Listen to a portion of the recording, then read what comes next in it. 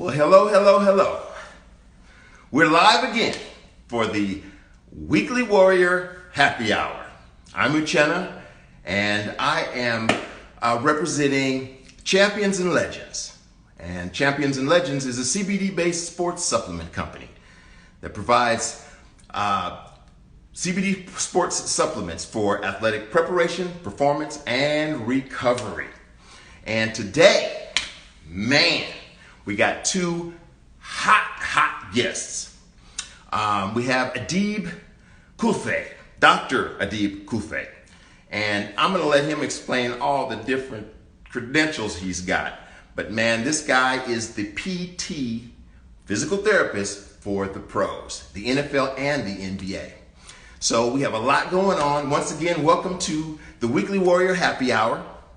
And we're brought to you by Champions and Legends, CBD-based sports supplement company for athletic preparation, performance, and recovery. And that's what we're going to be talking about. So every week, we actually bring in gym owners and fitness professionals. We bring in pro and amateur athletes to chop it up, talk it out. And we also bring in healthcare professionals to give that extra bit of advice for all of you viewers out there. And we'll be talking about CBD. We'll be talking about fitness regimens. We'll be talking about best practices in preparation, performance, and recovery for the warrior in each and every one of us. That's right. So our goal is to help each and every one of you be the best version of yourself, whether you are doing CrossFit, basketball, football, flag football, whatever you're doing, because the athlete in you is always there. So without further ado, I'm going to bring our first guest up, Adib Kulfe, Dr. Adib Kulfe. Let me see if we can get him on. Hey, Doc, there we go. Now. Yeah. Adib, You got. what's happening, man? I'm doing well. How are you? I'm well. Welcome to the Weekly Warrior Happy Hour. And man, Thank we you. get after it here. So don't hold back. Okay. All right. So, Hey, can y'all see me? Is it all right? oh, we can see you just fine, man. And we can hear you just fine. And then we can see you also double behind me. Oh, Right? that's a good looking guy. You like him, huh? And listen, man, behind your name, you have about the whole alphabet. So tell us what all those credentials are. Well, yeah. So first of all, thanks for having me. This is a lot of fun, and I'm super excited. One thing is that a lot of people don't realize is after physical therapy school, you can go out and you can practice. Like you pass your licensure board exam. You're free to practice in any setting that you want. You can go practice in neurology. You can go practice in pediatrics. You can go practice in cardiology. I chose to practice in sports, sports and orthopedics.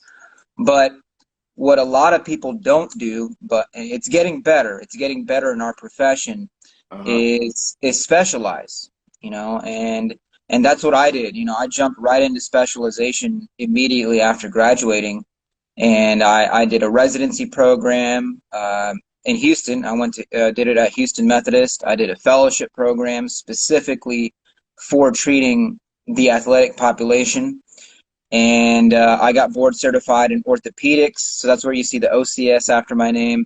I got board certified in sports. That's where you see the SCS and the fellowship, which is the FAOMTC. I'm also a certified strength and conditioning specialist. So, it's a bunch of letters that, you see a lot of people out there with random letters behind their names, and you can get certifications nowadays for almost anything.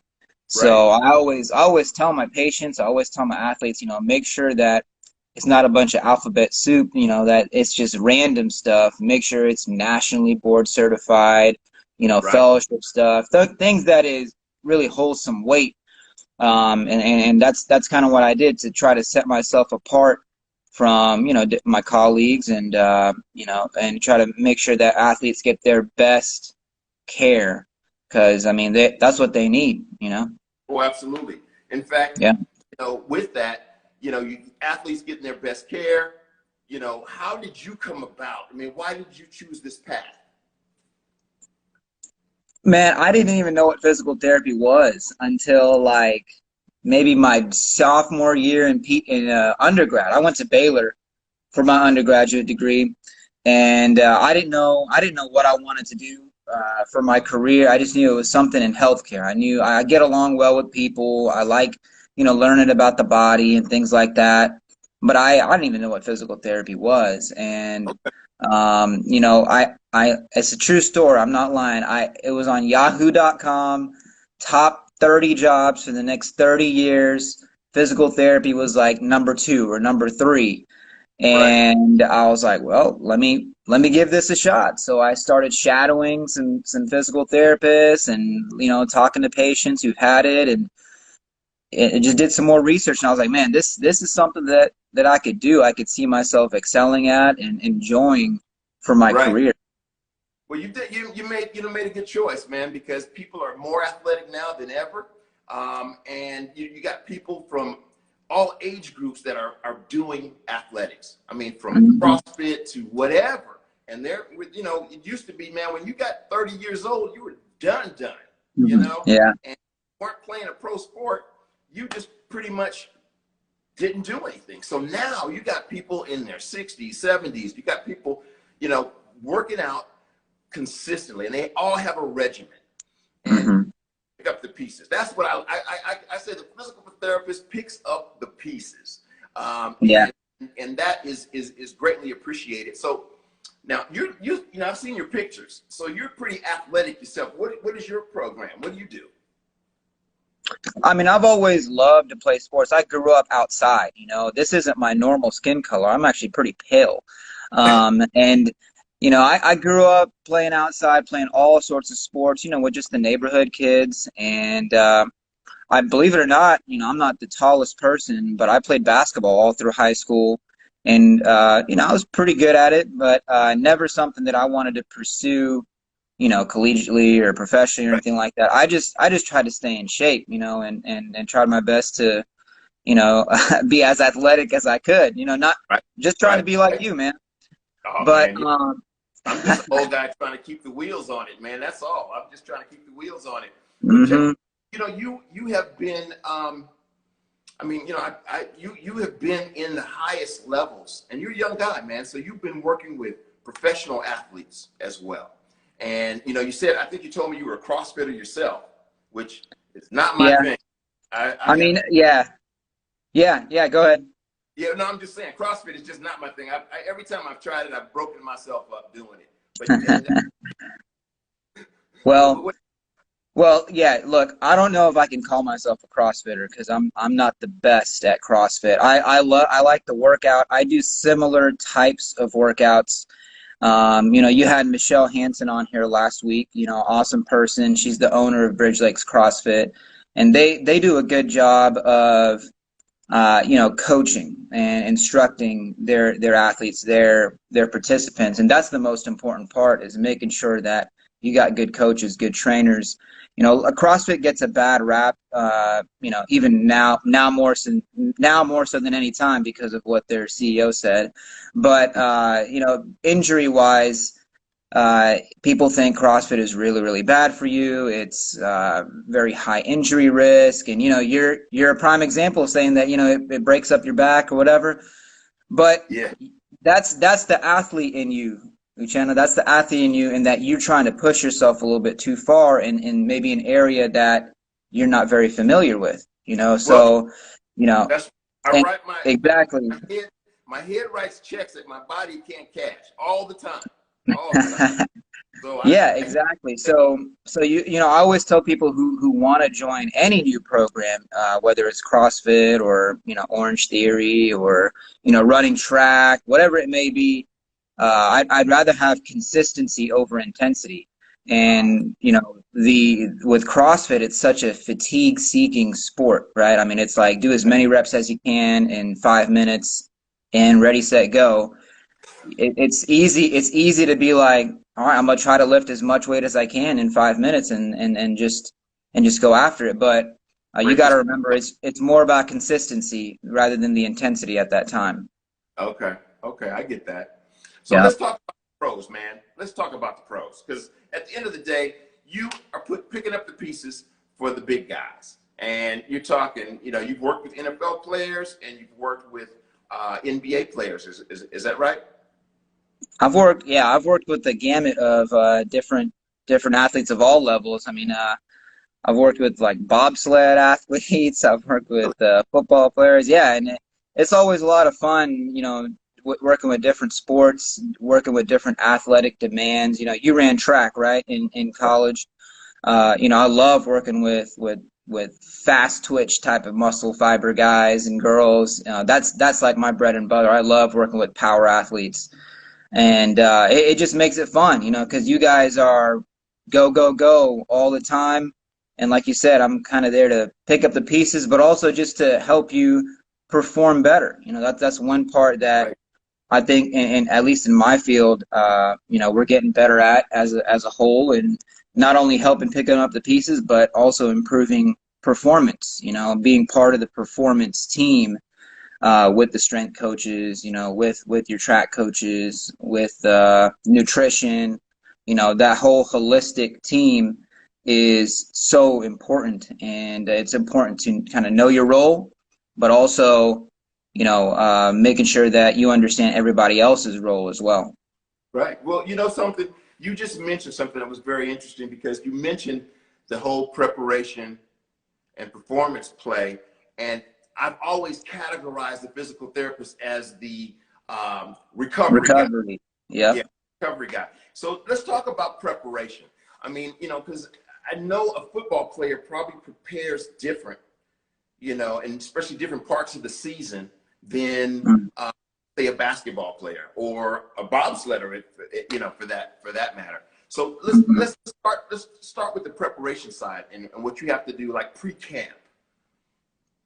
Yeah, so my role is making sure that their bodies are feeling good, going into any whatever aspect of their season or off season they're going into. And so I like to leave, because I have pretty good relationships with different trainers, different coaches, and nutritionists, that whole holistic team that I was talking about. I know my role. I'm not going to step on anybody's toes and tell them to, you shouldn't be doing this amount of sets and this amount of reps. You need to be doing this versus that. I know my role, and that's to make them feel good when they go to the weight room. That's to make them feel good when they hit the track or hit the football field, whatever that may be. And it's the preparation comes from every single part of the body, starting with the joints. I really focus a lot on the joints, because that's, if the joint ain't moving well, the muscle isn't going to move well. If the muscle ain't going to move well, then the nerves can get irritated, vice versa, tendinopathies, all these things that show up a lot of times just starts at the joint level. And unfortunately, we always used to think, let's just stretch it out, stretch your hammies, stretch your calves, stretch your shoulder, your chest, whatever it may be.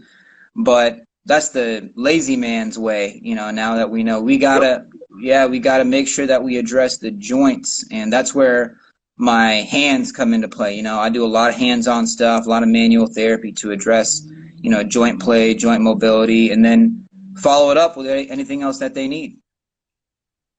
Right, right. Now, do you find that current diets lead more towards inflammation versus away from inflammation? Because the joints, I mean, you can do only so much with your hands, but also they have to be working from the other side, right?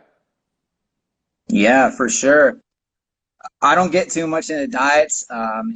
That's not my expertise. I give some nutritional advice here and there, but I'm a true believer that everybody's going to be different when it comes to diet. You might react differently to milk, for example, than I would. A lot of people don't drink milk anymore, right?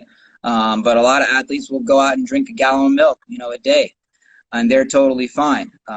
Some athletes go the keto route, right, and they don't have any carbs, but a lot more people will, have adequate carbohydrates and things like that. But So how does I'm a big believer in having a balanced diet. I'm not a huge.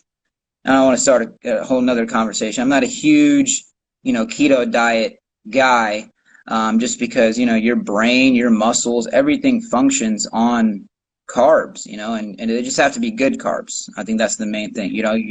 Kind of You need can't the be full. you can't be eating like chocolate Hershey bars all the day and call that your carbs. But Right. as long as you're getting good carbs in, you should have good energy to sustain during your workout. Right, right, right. Well, I hear that. I mean, you're kind of coming from the camp that you need a full spectrum of nutrients to for your whole body um, efficiency, I guess. To function well, yeah. Started talking about the joints. Now, what is it physically you can actually do with a joint if it's sore? Because I tell you what, pain messes with your confidence. hmm Absolutely. Yeah. Well, so I just saw someone ask, how do you train away inflammation through physiotherapy? There's a lot of ways you could do that. You know, a lot of it is through prescribed exercise. We have to prescribe certain types of exercise to sometimes work through that inflammation. But our whole Hmm. goal isn't to make you guys sore or painful. We used to think no pain, no gain, right? And that's the athlete's mantra, and I Right. try to tell my guys first thing when I see them, it's not a no pain, no gain type of deal. Because if I come in there and I'm, say you're coming in to see me for your knee and I'm cranking on your knee to make you feel better, all I'm doing is I'm restarting that inflammatory process all over again. And I'm really never getting you better. I'm keeping you coming back to see me, but that's not the goal. My goal is to get you guys not in my clinic, but on the field, right? Right.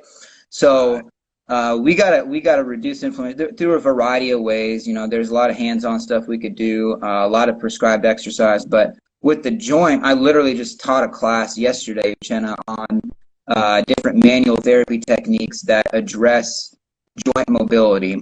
And there's a bunch of different techniques out there that we utilize, with all the way from the neck all the way down to the big toe.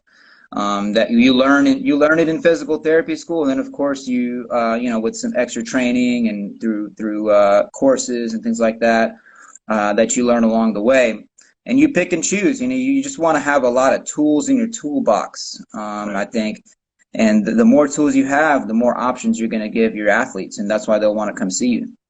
Right. So let's talk about some of these athletes. I mean, everybody likes to hear about the pros, and what give us a story. Just give us a story that you don't have to say the name of the person or whatever, but give me a physiotherapy story that kind of makes you laugh. Okay. Okay, I'll tell you a story. So one of my favorite patients, couple of my favorite patients, one of them, you know what? I'm gonna tell both of them to join you on this Instagram live, because they're just really cool people. One of them is she's a bobsledder, so I was thinking about her earlier, so I'll tell you her story. She is a Jamaican bobsled team. All right, so Oh, that was really really fun because I grew up watching Cool Runnings, if you remember right. that movie. And so I remember she had called me and asked if I could help her out with I forgot, I don't even remember what it was, shoulder or something. And her husband was part of the men's Jamaican bobsled team, okay, Okay. or trying to qualify for the Olympics. And it was funny to see the competition between husband and wife. Again, I try to make things fun for my athletes, and I talk a lot about hands-on stuff, but I'm prescribing a lot of exercise to my patients and to my athletes. And what one of them was doing, the other one would try to do one more rep, or two more reps. What one of them would do, they try to go 10 more seconds, or 20 more seconds. So always Hey, one-upping, the husband and the wife, and it was always funny to watch, and always entertaining for me. The other story, go ahead. What are you gonna say? no, go ahead. I'm loving it. I'm loving it because I would love to be a bobsledder myself. And but when you see competitiveness inside the home, Mm, like it drives people to incredible levels, incredible levels. hmm So Yeah. that's cool. Go ahead. Yeah. Other story I'll tell you is, I had a cornerback. played in the NFL. He messed up his knee bad. He messed up his knee bad. He got tore almost every ligament in his knee. And the email I get from his surgeon is, get him back. Just get him back. Whatever you got to do. And it was really, really admirable to see these guys, how hard they work, and the work that they put into their bodies. I mean, you're a high level athlete, and it makes you want to work hard for them, and not every athlete is like that, but I would say 99% of you, and I'm going to consider you an athlete, Uchenna. You were very high level. All of you guys are very hardworking in the training room, in the weight room, and that translates to the field. But just watching him come back from not being able to put weight on his leg for 6 to 8 weeks, not being able to bend his knee more than 40 to 50 degrees for first 6 weeks, and then in 3 to 4 months he's out here doing mountain climbers. He's about to start jogging, and then he eventually starts running and cutting. The progression is always really, really fun to watch, and that's what makes the job. That's what makes the job fun. Yeah. Well, I mean, I've seen a few guys come back from from major injuries, and do you use CBD products for any of those athletes? Or do Yeah, you yeah. So if they ask, I always recommend it. It's not something that I'll. There you go. 26 foot long. Yep. Well, yeah. So it's not something that I go out of my way, honestly, to be like, hey, make sure you're taking your CBD and all that stuff. But if they're having difficulty with things like inflammation, if they're having difficulty with bringing their pain down, if they're having difficulty, one thing I really harp on, and you can ask a lot of the people that I've worked with, whether it be coworkers or students or athletes, I harp a lot on sleep. I harp a lot on the proper sleep, that's recovery to me. You could take a lot of stuff, supplement whatever your diet needs to supplement with, but if you're not sleeping well, you're going to struggle, and there's a lot of good CBD products that you can take to help you recover and get a good night's sleep. A lot of good CBD products that can help reduce some inflammation and help you feel better, so that way you can come in and get a good workout on. Because like you said, pain, you can't work through that, and I'm not gonna make you work through it. Right. It's not no pain, no gain. And if you're hurting that bad, we're taking it easy that day. And the athlete will always ask me, "That's it? That's all we're doing today?" And I was like, "Well, you told me it's hurting, and you showed me that it's hurting because you're not doing very well. And so Right. we're gonna back it off until that inflammation goes down." So you're really cognizant of what's happening with your patients, and in fact, you're getting a thumbs up from J.J. Burton, who is our next guest, and he's talking about it. Now, this guy played in the NFL 9 years, man, and he's under 6, so it's kind of interesting. But we'll talk about that in a few minutes. But I got a picture of you working on a patient here behind me, and then I wanted to talk about this one guy that you're standing with in the picture. Now, the friends can't see this, but this is the famous. Tell them who it is. Yeah, that's Roger Staubach. Yeah, so one of the most famous quarterbacks ever.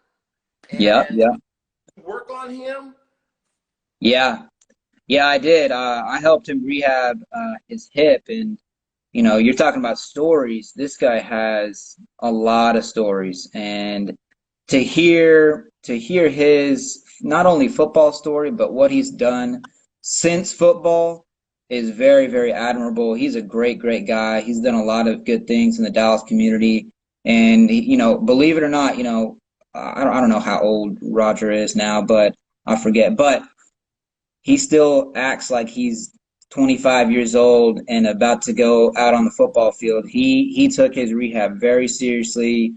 And he's one of those guys I had to slow down. I had to really slow him down. He wanted to walk a lot sooner than I wanted him to walk. He wanted to jog before I wanted him to jog. He wanted to throw footballs before I wanted him to throw footballs. And you know how it is. So yeah, one better, always better. you know? Exactly. Yeah. So he was awesome, and I put on that caption. If you think that he can't throw a football anymore, he can definitely throw a football. That I Really? almost broke my face like trying to catch a ball from him. Yeah. During his rehab, I had him stand on one leg on one of those Bosu balls, just for Most some football, yeah. stability. Yep. And then I had him throw a football back and forth with me while he was doing that, and I didn't expect him to just zing it at me, and he zinged it, and I was like, man, Roger, you still got it, you Hey, still got it. So I was that's very impressed. He's a great guy, and yeah, he's an awesome person to work with. I was glad I got the opportunity to work with him. yeah. Now you just moved back to Houston, didn't you? I did, yeah. So I'm born and raised here in Houston. Houston is home.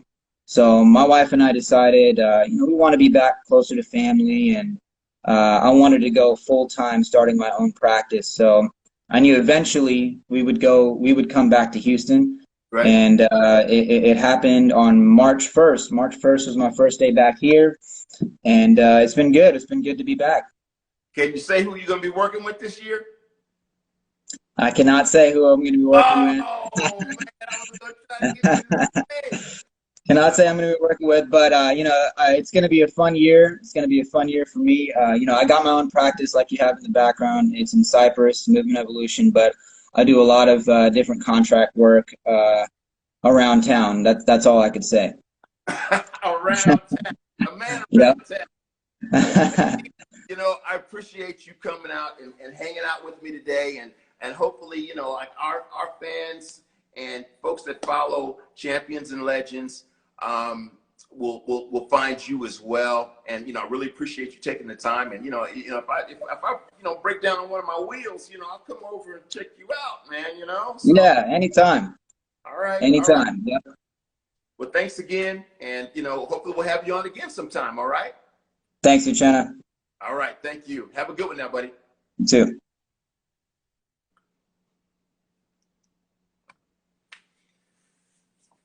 Adib is really cool, man, and I really appreciate him taking time to hang out with us today, because the physical therapy side of this is huge, and physical therapists all around the country are starting to adopt CBD into the space. Once again, you're at the Weekly Warrior Happy Hour, and it's brought to you by Champions and Legends, CBD-based sports supplement company. Yes, for athletic preparation, performance, and recovery.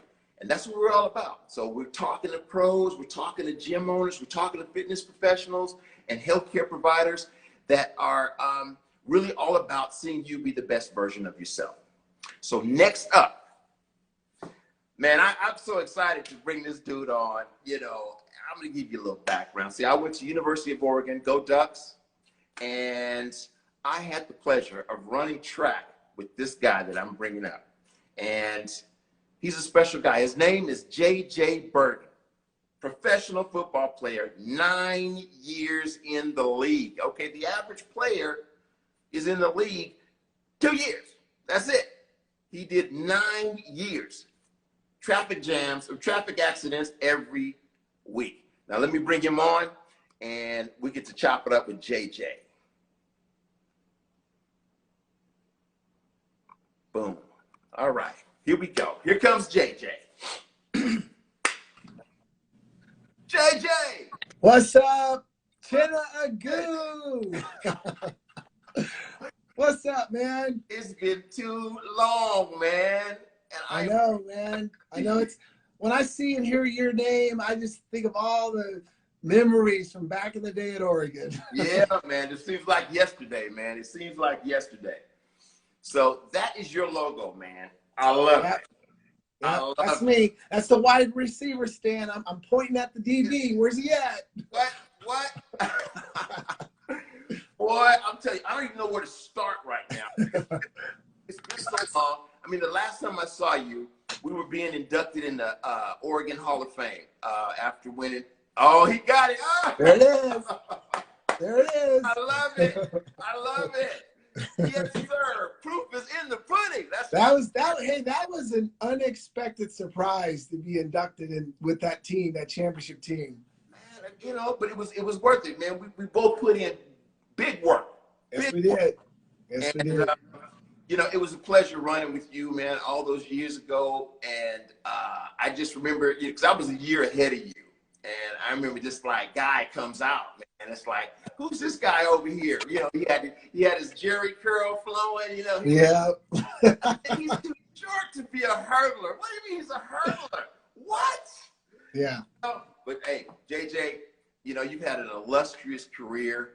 And you know, let's just jump right into it, man. You went from being an all-star in Oregon as a high schooler, boom, coming to Oregon. We ran track together, and then you were one of the guys that transitioned into football, even though you had been a great football player in high school. But I mean, you know, when we were in school, they were recruiting track guys to go play football. Mm-hmm. And I'm gonna tell you a story. Okay, so you got recruited to go over to play football. Right. That very next year, they came after me. Oh. Yeah, you didn't know this. I didn't know that. They came after me. And the game that I went to after they called me up and said, hey, look, you need to do this, you got laid out. And they carried you off the field. It was a UCLA game. Yes. That was... I broke my finger in that game. Man, that was the game that I decided football was not for me. Okay? Yeah. You know, and I even got an invitation to go to the Dallas Cowboys camp when I was done. Did you? No. Yeah. It ain't gonna happen. I'm just, me and Payne never got along that way. Yeah. Yeah, let's talk about you. Okay, so you go through Oregon, and I got some pictures, man. You know, I ain't tripping. I'm over here. I got pictures. This is you at, was this KC at Kansas Yeah. City? Yeah. Yeah, that was when you was a cheat. But let's roll back a little bit before that, because your first year in the league, you went to the Browns, right? Yeah, went to the Browns. Yeah. And that's when the knee injury occurred. Yeah, went to the Browns right in the middle of track season, getting ready for Pac-10s, getting ready for nationals, trying to make just qualified for the Olympic trials and the long jump. So, and I get drafted. And when I got drafted, I was like, who's this? Head coach Marty Schottenheimer drafted me in the 8th round. I was like, because I wasn't thinking about the NFL. And I was like, who's this? Marty Schottenheimer, you know. So awesome. Yeah, it was a surprise. And so Marty's like, hey, come out next week. We got the rookie camp, the mini camp. And my heart, I'm thinking track, but I'm like, well, let's just go check it out, come back and finish my track season. No, who does that? We gonna go, you know what, the pros are calling. I got a track meet coming up. Just go check it out. I'm gonna go and see what it's all about. Really? Yeah. Really? But what you don't know is this, okay? Right before I left, head track coach Bill Dillinger comes up to me, says, you go to Cleveland, but don't do any of the drills. We need you for Pac-10s and nationals. And you know what I said? Ready for this? Bill, I never get hurt at these things. Famous last word. Yeah. Third practice, tore up my ACL ligament. Oh, man. Just like that. Yeah. The thing is, you're used to going in a linear fashion. When you start going sideways, that's a whole nother training that goes with that. And one of the reasons I brought that up before we get into the longevity you've been in the league and everything, that was a defining moment. You know, and you know, you're talking about an injury that most guys done, right? Yeah. So let's talk about that just for a brief moment. Boom, the knee goes out. You're not going to track. You're not going to the trials. You're not going to nationals. That's gone. Everything's gone. And the Browns are like, sorry. Yeah, it was interesting because I hadn't even signed a contract yet, you know. And so fortunately, the Browns honored, you know, they stood up and they did it right. And they still signed me to a contract. And I was on injured reserve the entire year. And what's interesting, and here's what's interesting. I never really wanted to play in the NFL. And when I got there, I thought, there's no way I can play. These guys are too big. They're more athletic. Just no, no, no. But that year, sitting on IR, getting healthy, getting bigger, learning and watching with no pressure, that's when the mindset switched. Oh, I can do this. I just got to get right. And so it's funny how very painful, very disappointing, but that might have been one of the best things that happened for my NFL career, because mentally I started realizing I can do this. Yeah. You were rounded enough, and then you saw, yeah. I mean, there were guys that we went to school with that I still scratch my head how they were in the league. Yeah. I mean, you know, I forget that one guy. He couldn't have weighed more than 90 pounds. He was a receiver. And he was in the league for 3 or 4 years. Anyway, so yes, okay, so the recovery process, you get back into a flow. Your mind is in a new space. Now, I want everybody to know, like, at that time, they were recruiting speed demons to be in the league for receivers. But the average receiver was how tall? Oh, the average receiver was like 6'2", 6'1", 180, 90 pounds. Right, that was me. Right? Yes. How tall are you? I played at 5'10", 157. Woo! Man, see what I'm saying? Now, okay, 1 year, okay. Lucky. Okay. How did you stay in the league 9 years and 6 inches, almost 6 inches under height? Yeah. To be honest, I played with a chip on my shoulder because everyone said I was too small. I didn't belong. I shouldn't be here. And so I was always proving people wrong. And it wasn't like I was trying to play 9 years. I was just trying to make the team. Then it was like, I'm just trying to make it another year. And next, you know, it was 9 years. But the thing I did, I think that was smart, was I never got complacent. I always stayed hungry. I worked out hard year round. I was on top of my game mentally. And when the lights came on, I had the ability to perform under pressure, because that's one of the things that separates the guys who make it and who don't make it. Can you play under pressure? Yeah. Your hands turn to stone when those lights come on. You ain't going to be in the lead long, right? Nope, not at all. Nope. Man, I had nice hands. But man, I heard footsteps, man. I was hearing, I was hearing down the street. I'm like, nah, that ain't gonna happen. But that's you had to have a certain mentality, because I remember when I got to Oregon, you don't know this, but they didn't recruit me in football. I mean, I was there for track, and Oregon was the only Division I school that when I mentioned to Dillinger and Gillespie, what do you think about me 1 year trying football? They were the only D1 school that said, you come run for us, and if they will allow you to walk on your second year, you got our blessing. So that's what happened. So the next year, I was begging Rich Brooks, give me a shot, give me a shot. And he finally said, okay, come to camp. But I remember the very first day I'm there, and like Doug Judge is out there, Donald Brown's out there, and they see me line up. They're like, who's the little track guy? Who's like the little track guy in here? You don't belong out here. So right away, I knew I had to prove to these guys I could take a hit, I could make a catch, I belong there. Nice. You mentioned Doug Judge. I had his son who he was almost MVP of the CFL last year. He's a linebacker for the Calgary Stampeders. Yeah. Like that. Yeah. Thanks. It was So I mean, so that legacy goes on as well. But yeah, man. So I mean. That's awesome, man. That is awesome. And, you know, you've always had that heart. You remember breaking your nose in intramural football? You got a good memory. You have a good memory. Remember that? Oh, you were a freshman in there. And in fact, it was Doug. You ran into Doug. No, it was not Doug. It was, I forget the guy. He had a Jerry curl. He had big arms. Oh, but anyway, his elbow came down on my nose. Okay. Yeah, man. You know, I remember all that stuff, man. I remember how you used to talk crazy to me on the track and everything. What you're doing, you know, and all that stuff. Oh, and by the way, it wasn't 26, it was 27 too, just so you know. Okay, yeah. Well, hey, dude, you surprised all of us. You surprised all of us, Lieutenant, because you weren't a long jumper. And then you switched to long jump, and we're like, look how far he's going. He just started jumping. So I see why the football team was trying to get you out there. Man, it was fun, but the football team was going to lose that fight. But I enjoyed it, and it was really fun running with you, man. So let's talk about this, man. And I talked to a lot of football players, and I had the pleasure of working out with a few, really good players as well.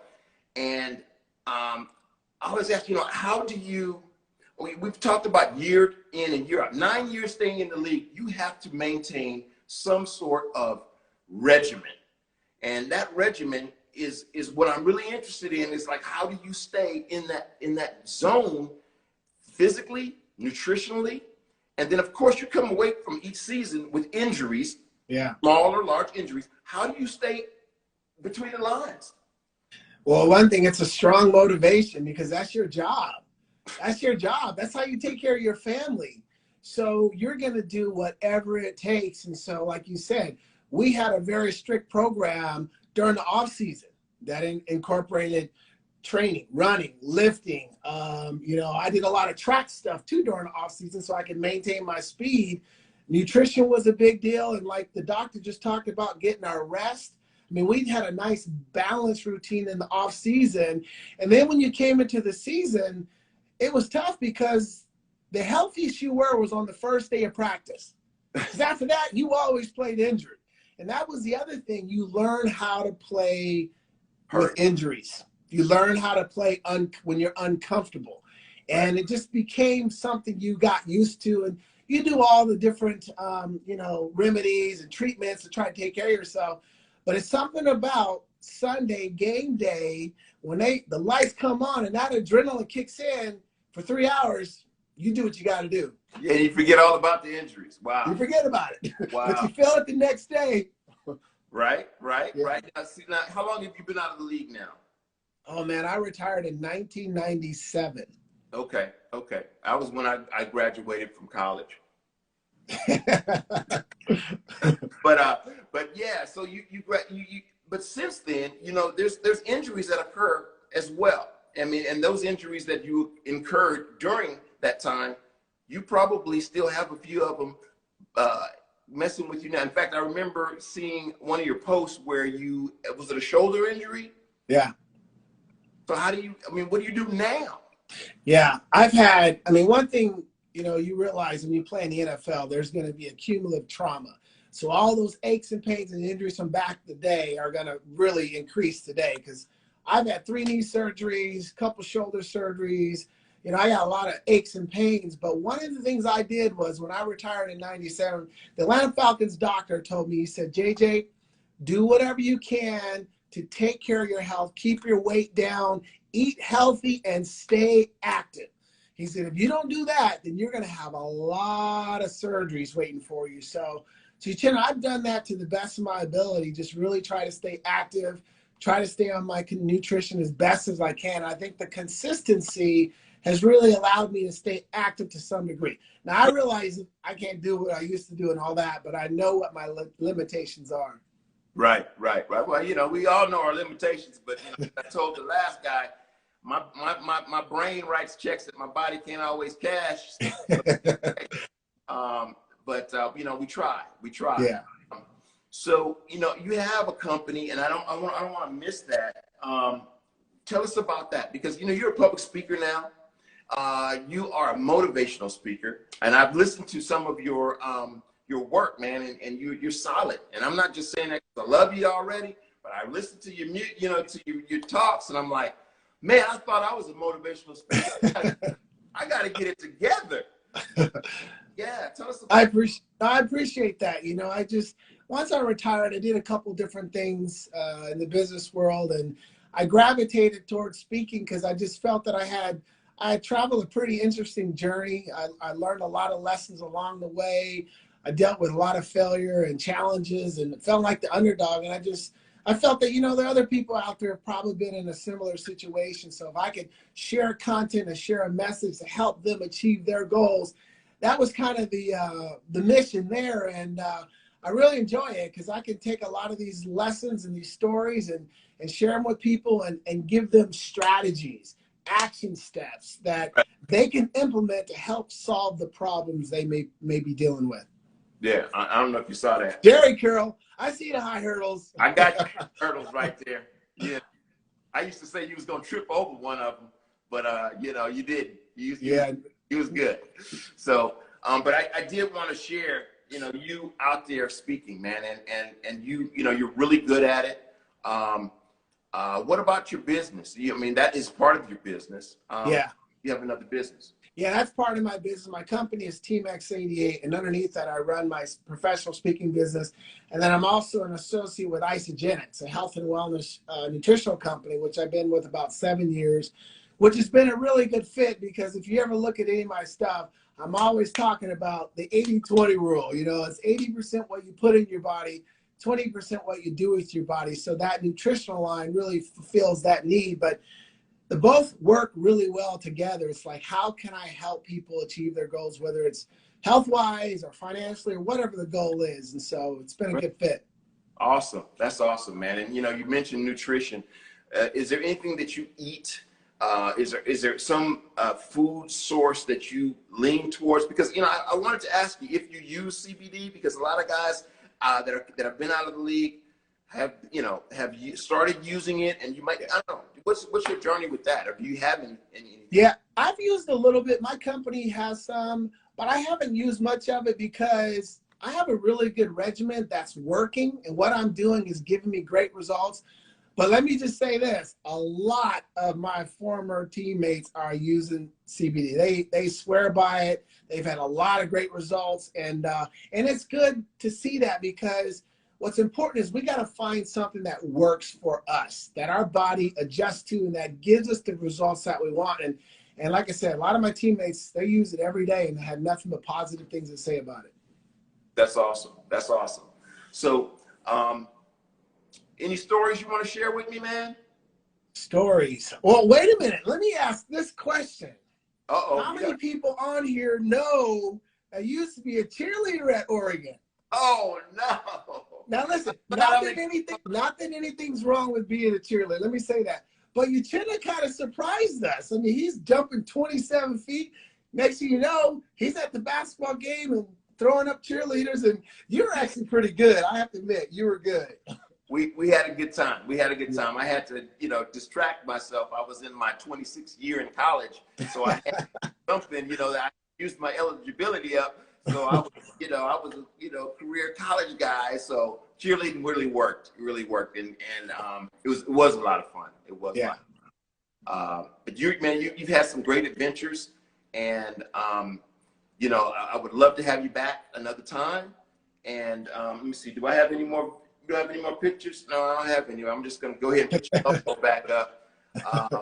But JJ, thank you so much, man, for coming out, and you know, go Ducks. You know, and you know, hopefully I'll get invited to one of your talks in person, and one of these days I can come and join and see you live. But you know, like I say, thanks again, brother. You know, I really appreciate you coming out. Let me ask you one more question. Wait, we got a few more minutes, man. Go ahead. What's going on with this social thing that we have dealing with? You know, Black Lives Matter. You know, and all the social issues that are plaguing us at the moment. Yeah, it's prevalent. It's everywhere, you know, and it's interesting because, you know, everyone is pretty much vocal about how they feel and what they feel, and you know, all you can hope for is a positive result. You know, that's all we can really hope for. And you know, the way I was raised, the way I raised my children, the way my mom raised me, you know, we love everybody, we support everybody, and we just try to treat people with kindness, no matter who they are. And that's how I was raised, and try to do the same with my children, you know? Yeah. And you're doing a great job, man. I've seen some of the family photos, and, you know, I know your wife as well. She's on there. I think she just popped on there. Did you tell her I said hello? Well, and, you know, I haven't seen her since those days. I mean, she went to Oregon as well. So yeah. Next week is our 30th wedding anniversary. Wow. We believe that? That is amazing. That is awesome, man. Yeah, man, thank you. You got longevity in your blood, man. You know how to stick around. That's good. That's good. In fact, your son just had a baby as well, right? Yeah, yeah. Our first grandchild, River. So we're now grandpops, and Raina is Nana. Nice, nice, nice, nice. Well, listen, thanks again for coming and joining me, my man. And I look forward to seeing you again soon. And man, more power to you and the family. And shoot, much love to Thank you. you. Appreciate it, man. Appreciate you too, and all the things you're doing, from the amazing race to what you're doing now, man. It's always nice to see one of your teammates out there spreading positivity. So keep up the good work. I'm following your lead. Stay positive. That's one of your. All right, that's right. Stay positive. Right? I steal that every now and then. Good stuff. All right. Take care. Much love to you, man. You too. Well, there you have it. The weekly Warrior Happy Hour. We have done it again. And, you know, JJ and Dr. Kalouf has been, you know, it's been great having them on. Once again, this is the weekly Warrior Happy Hour. And we're with Champions and Legends, CBD-based sports supplement company for athletic preparation, performance, and recovery. And, you know, it's up to you guys to ask questions and make suggestions on guests you'd like to see. If you happen to know anyone that owns a gym or is a healthcare professional who could offer some insight, because the warrior in all of us really, really is there. And you know, again, Champions and Legends is about helping people be the best version of themselves every day, whether you're cycling or roller skating or crossfitting or just being able to have a good walk, right? You know, CBD has been become a major part of my personal experience because I do have injuries from my sports life before, and I do want to keep running. I do want to keep, you know, doing somersaults and playing basketball and dunking on the young guys and all that kind of stuff. So I still enjoy it. So, you know, thank you again for joining the Weekly Warrior Happy Hour, and I'm definitely looking forward to seeing you again next week. And we will have some special guests for you.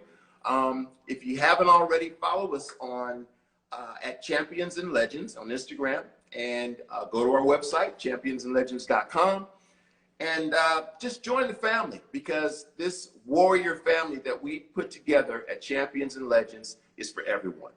And we look forward to seeing you next week. So cheers to you guys, and we'll talk to you soon.